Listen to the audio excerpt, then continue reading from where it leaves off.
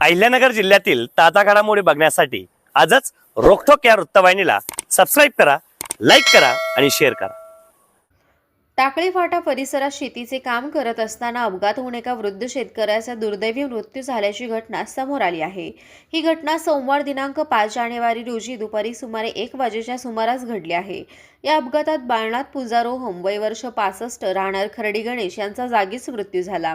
बाळनाथ रोहम हे आपल्या शेतात ट्रॅक्टरच्या साहाय्याने रोटावेटरद्वारे शेतीची मशागत करत होते। यावेळी रोटावेटरमध्ये काहीतरी अडकल्याचे त्यांच्या लक्षात आले। अडकलेली वस्तू काढण्यासाठी ते मशीन जवळ गेले असता अचानक त्यांचा तोल गेला आणि ते चालू असलेल्या रोटावेटरच्या चकाट्यात सापडले।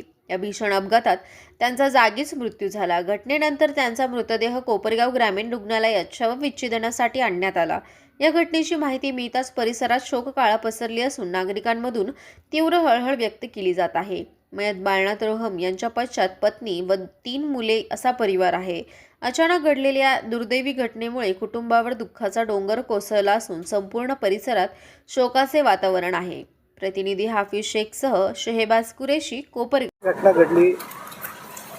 आमचे चुलते साहेबराव रोहम हे साहेबराव बाळनाथ पुंजा रोहम हे सकाळी रोटरी करत असताना रोटरीमध्ये काहीतरी गुंतलं म्हणून बघण्यासाठी गेले आणि रोटरीचं सॉफ्ट बंद नसल्यामुळे ते त्या सॉफ्टमध्ये पूर्णतः गुंतले गेले आणि त्यांचा जागीच मृत्यू झाला।